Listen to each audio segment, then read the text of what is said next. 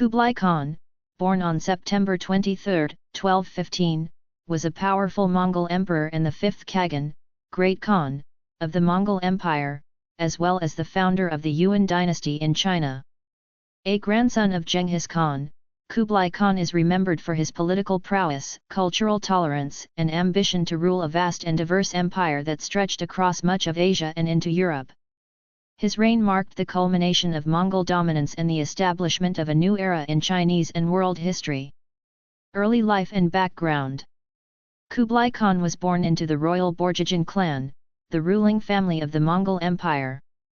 His father, Tolui, was the fourth son of Genghis Khan, and his mother, Sorgaktani Beki, was a devout Nestorian Christian of the Karaite tribe and known for her intelligence and political insight. She ensured that her sons received a proper education and were skilled in administration, warfare, and diplomacy. Kublai grew up in a highly competitive and militaristic environment, where succession was not guaranteed by birthright alone but had to be won through merit, alliances, and often, military confrontation. Unlike many Mongol nobles of his time, Kublai was interested in the cultures and religions of the peoples his family had conquered.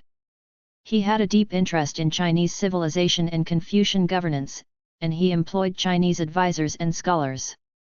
Rise to power. Kublai's rise began during the reign of his elder brother Möngke Khan, who became Great Khan in 1251.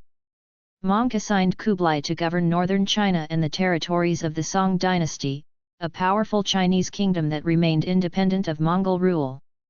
Kublai proved to be an effective administrator, implementing agricultural reforms, lowering taxes, and establishing Confucian-style schools, winning support among the Chinese population. However, Kublai's policies caused tension with traditional Mongol leaders, who feared he was becoming too Sinicized, too Chinese in behavior and outlook.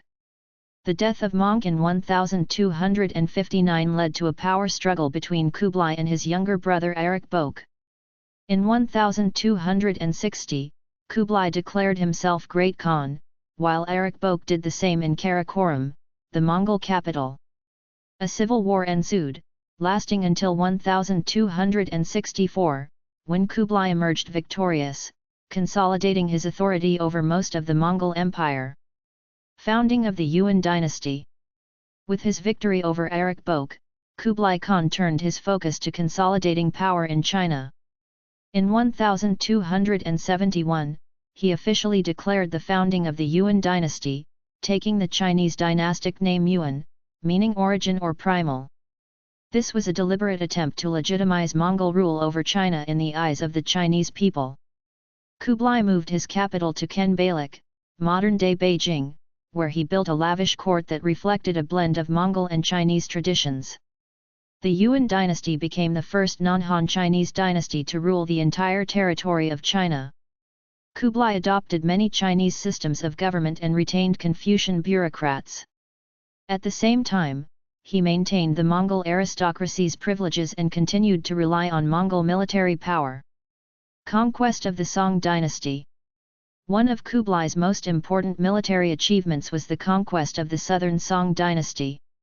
The campaign was long and costly, but by 1279, Mongol forces had overrun the Song capital of Hangzhou, and the last Song emperor was either killed or committed suicide. This conquest marked the complete reunification of China under Mongol rule for the first time in centuries. Despite the victory, the war weakened Kublai's army and drained imperial resources. In subsequent years, Kublai launched campaigns against Japan, Vietnam, Burma, and Java, but many of these ended in failure or stalemate. The most famous was the failed invasions of Japan in 1274 and 1281, both of which were thwarted by typhoons later romanticized as the kamikaze or divine wind and fierce Japanese resistance. Rule and governance. Kublai Khan was an innovative ruler. He promoted trade and communication throughout his empire and revitalized the Silk Road. His court welcomed foreign travelers, merchants, and missionaries. The most famous among them was Marco Polo, the Venetian explorer whose detailed account of Kublai's court introduced China to Europe in vivid terms. Polo praised Kublai as a wise and benevolent ruler. Kublai implemented several important reforms, including taxation. Kublai reformed the tax system to prevent corruption and increase revenue. Postal system. He expanded the Mongol postal system, YAM, which allowed for efficient communication across vast distances. Religious tolerance. Kublai embraced a policy of religious freedom, allowing Buddhists, Muslims, Christians, Taoists, and Confucians to coexist under his rule. Public works. He invested in infrastructure, building roads, granaries, canals, and the Grand Canal's extension to aid grain transport. Despite these achievements, Kublai's later reign faced numerous challenges: inflation, corruption, natural disasters, and revolts. His efforts to centralize control often clashed with Mongol customs and alienated his traditional base of support. Personal life and death. Kublai Khan was married to Chabai, a queen known for her intelligence and influence at court. She supported many of his policies, especially those that helped integrate Chinese traditions. After her death in 1281, Kublai became increasingly melancholic and suffered from gout and obesity.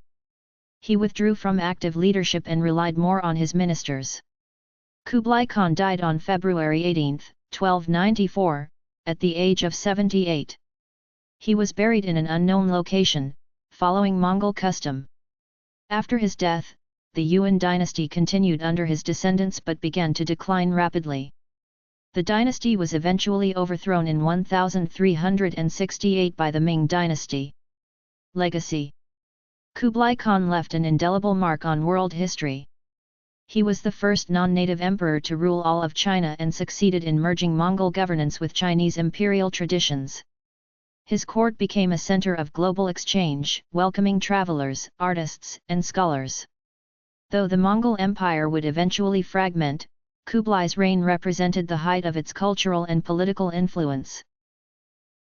Thank you for watching. Please subscribe our channel.